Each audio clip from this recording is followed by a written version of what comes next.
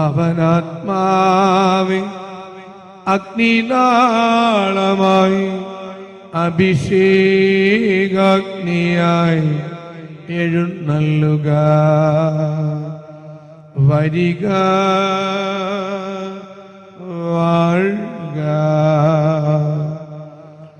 ആത്മാവിൻ മാധുര്യമേ, വെളിവിൻ കതിരേ, ആത്മാവിൻ തണുപ്പേ,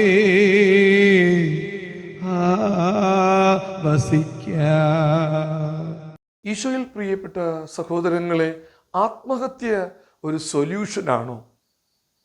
എൻ്റെ 2000 മുതൽക്കുള്ള ഒരു ശുശ്രൂഷയാണ് ഡയൽ ബിഫോർ യു ഡൈ.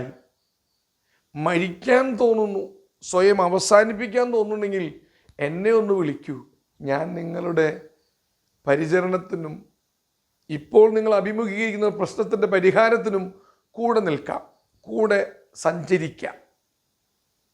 വലിയ ആകാശത്തു നിന്ന് നക്ഷത്രങ്ങളെ പറിച്ച് മടിയിൽ വെച്ച് തരാമെന്നൊന്നല്ല. നിൻ്റെ അപകടം നിറഞ്ഞ സഹായിക്കാൻ ആരുമില്ല എന്നുള്ള തോന്നലിൽ, സ്നേഹിക്കാൻ ആരുമില്ല, സ്നേഹിക്കപ്പെടാൻ ഞാൻ ഉണ്ടെങ്കിലും എനിക്ക് ആരും സ്നേഹം തരുന്നില്ല എന്നൊക്കെയുള്ള വൈകൃതങ്ങളുള്ള ചിന്തകളിൽ മുഴുകി ഉരുകി ജീവനെ കളയുന്ന വലിയ സാമ്പത്തികമായ ഒരു ക്രൈസിസ് നേരിടുന്നു. ഭാര്യയും കുഞ്ഞുങ്ങളും കൂടെയുണ്ട്, അവർ എൻ്റെ കൂടെ ഇല്ല എന്നുള്ള തോന്നലിൽ അവർ എന്തെങ്കിലും ഒരു സ്ഥിതിയിലേക്ക് വീണോട്ടെ, ഞാൻ മാനസികമായി രക്ഷപ്പെടാൻ പോവുക, ആത്മഹത്യ ചെയ്യാം. ഒരു പ്രതിസന്ധി നിറഞ്ഞ ജീവിതത്തിൽ ഒരു ഒരു പ്രത്യേകമായ ഒരു ഉത്തരം കിട്ടാത്ത ഒരു പ്രശ്നത്തിൻ്റെ പ്രഹേളികയുടെ മുമ്പിൽ ഞെട്ടി നിൽക്കുമ്പോൾ പരിഹാരം ആത്മഹത്യയാണോ? ഇന്ന് കുട്ടികളിൽ, പ്രത്യേകിച്ച് ചില യൗവനക്കാരിൽ, മാതാപിതാക്കൾക്ക് നേരെ അവരെറിയുന്നൊരു ഭീഷണി, ഞാൻ ആത്മഹത്യ ചെയ്യും. ഇതര മതവിശ്വാസിയായ ഒരുവൻ്റെ കൂടെ ഞാൻ ഇറങ്ങിപ്പോകും എന്ന് പറയുന്ന ഒരു വിശ്വാസിയായ കുടുംബനാഥൻ്റെ മകളോ മകനോ ഉപദേശിക്കപ്പെടുന്നു, ഏയ് അരുത്, നിൻ്റെ മതവിശ്വാസത്തിൻ്റെ ചട്ടക്കൂട്ടിൽ നിന്നത് പൊളിച്ച് നീ മറ്റൊരു മതവിശ്വാസത്തിൽ കഴിയുന്നവൻ്റെ കൂടെ ഇറങ്ങിത്തിരിക്കരുതെന്നൊരു താക്കീതോ ശാസനയോ മാതാപിതാക്കൾ കൊടുത്താൽ ആത്മഹത്യ ഭീഷണി മുഴക്കി കാര്യം നേടുന്ന ആളുകളുണ്ട്. ഇതൊരു സൊല്യൂഷനാവൂ?